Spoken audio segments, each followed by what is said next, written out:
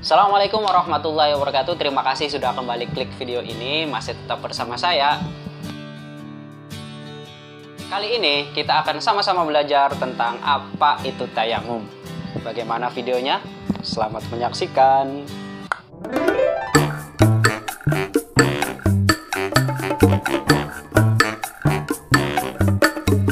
Sebelum menonton, jangan lupa dukung channel ini dengan cara klik tombol subscribe, like, dan share. Aktifkan lonceng notifikasinya juga. Terima kasih. Tayamum secara bahasa berarti menyengaja. Sedangkan tayamum menurut istilah para ulama adalah memindahkan debu ke wajah dan kedua tangan sebagai ganti dari wudhu, mandi wajib, dan membasuh anggota dengan syarat-syarat yang ditentukan. Kita urut terlebih dahulu. Syarat seorang yang ingin sholat itu harus suci dari hadas dan najis. Kita bahas satu dulu, yaitu hadas. Hadas ada dua, ada hadas kecil, ada hadas besar.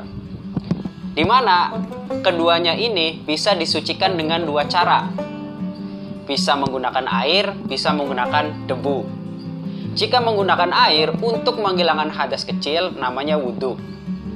Jika menggunakan air untuk menghilangkan hadas besar namanya mandi jinabat. Lah, ketika terjadi uzur, terjadi hal yang menyebabkan tidak bisa menggunakan air, maka bersuci untuk menghilangkan hadas kecil maupun hadas besar itu menggunakan debu. Lah, itulah yang dinamakan dengan tayamum. Jelas ya? Setelah kita tahu definisi dari tayamum, selanjutnya kita harus paham tentang syarat-syarat untuk melakukan tayamum. Syarat tayamum itu ada 4. Pertama adalah uzur. Uzur atau tidak bisa menggunakan air.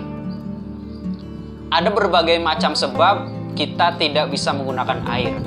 Contohnya seperti saat kita perjalanan. Saat kita perjalanan, kita nggak tahu daerah, kita nggak tahu tempat, kita nggak tahu sekeliling kita, kemudian kita tidak punya air, maka kita diperbolehkan untuk tayamum. Ataupun ketika kita sakit, kalau misalkan kita berwudu ataupun mandi terkena air, bisa-bisa sakit kita tambah parah, maka kita diperbolehkan untuk bertayamum. Atau yang ketiga, air sih ada, tapi kalau dipakai untuk bersuci, kita nggak bisa minum, sehingga kita jadi kesusahan gitu loh. Ada air, tapi hanya cukup untuk minum, atau hanya untuk kebutuhan kita pribadi. Maka ini juga termasuk dikategorikan uzur. Juga termasuk uzur, yaitu jika air itu banyak, tapi kalau kita mengambil air tersebut, berbahaya bagi diri kita.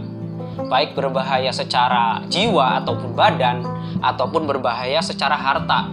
Misalkan, di depan rumah kita itu ada sungai, atau kita sedang perjalanan menemukan sungai. Bisa untuk berwudu, bisa untuk mandi jinabat.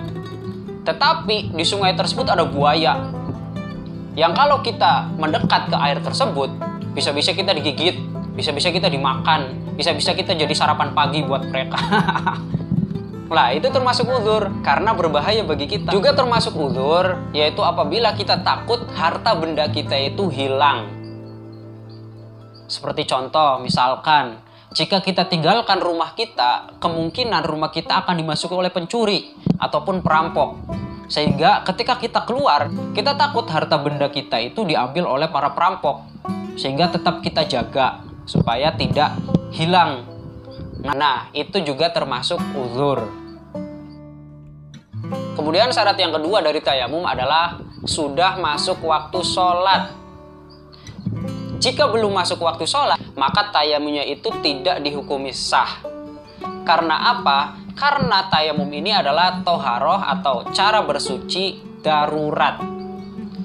Tidak ada kata darurat sebelum masuk waktu sholat. Karena bisa saja kan, misalkan belum duhur jam 11 atau setengah 12, belum masuk waktu duhur, belum ada air, tapi ternyata setelah duhur hujan, kan bisa saja. Jadi tayamum itu boleh dilakukan setelah masuknya waktu, karena tayamum ini adalah toharoh darurat.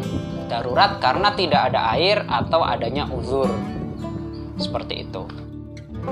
Yang ketiga, syarat dari tayamum adalah kita harus mencari air terlebih dahulu. Ya, jadi ketika kita menganggap air itu tidak ada, tidak boleh kita hanya berbekal perasaan, tetapi kita harus mencari air terlebih dahulu. Misalkan kita di perjalanan, itu kita cukup melihat arah sekeliling kita. Misalkan kita di atas motor, kita berhenti dulu melihat sekeliling kita, apakah perkiraan ada air atau tidak. Itu jika tanahnya itu lapang. Adapun ketika daerah yang kita cari airnya tersebut itu terhalang oleh bangunan, oleh pohon, oleh gunung dan sebagainya, maka kita wajib mencarinya kadar mata kita melihat sampai mana. Kita ada di sini, kemudian ada bangunan di depan atau ada pohon. Ya, yang kelihatan hanya pohon dan berarti belakangnya. Kita wajib datang ke pohon tersebut ngelihat, ada air nggak ya? Ada air nggak ya? Oh, nggak ada. Lihat ke kiri lagi, di pohon sana. Lihat, oh nggak ada air. Lihat, oh nggak ada air. Sampai ibaratnya sudah dikelilingi 4 arah ternyata nggak ada air, maka itu baru diperbolehkan tayamum. Jika belum mencari air, ya maka tidak diperbolehkan. Karena apa? Kemungkinan saja tidak terlihat ada di dekat kita ada air, tapi kita malas mencarinya, kan bisa saja kayak gitu. Yang keempat atau yang terakhir adalah harus menggunakan debu yang suci dan mempunyai ghubar. Ghubar itu artinya hembusan gitu loh. Jadi ketika kita tiup, itu tuh ada kayak asapnya kayak gitu. Itu namanya ghubar. Harus seperti itu. Tidak boleh bertayamum dengan debu yang terkena najis.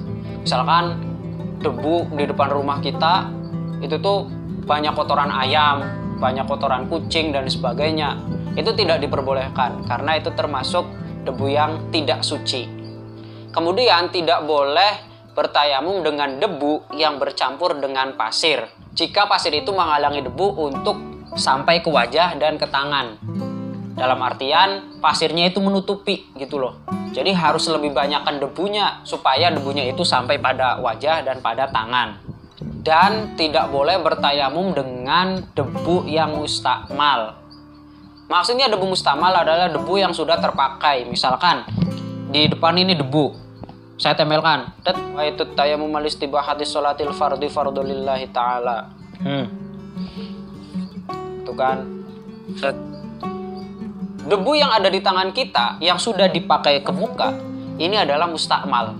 Sudah digunakan untuk menghilangkan hadas. Sehingga tidak boleh digunakan kembali. Caranya kita kibaskan terlebih dahulu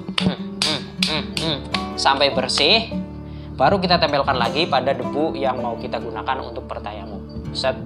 Jadi tidak boleh ada sisa debu dari muka yang menempel pada tangan, kemudian kita usapkan pada kedua tangan kita. Tidak boleh ada sisa, sehingga harus kita kibaskan terlebih dahulu. Oke, demikian yang bisa saya sampaikan. Kurang lebihnya mohon maaf. Wassalamualaikum warahmatullahi wabarakatuh.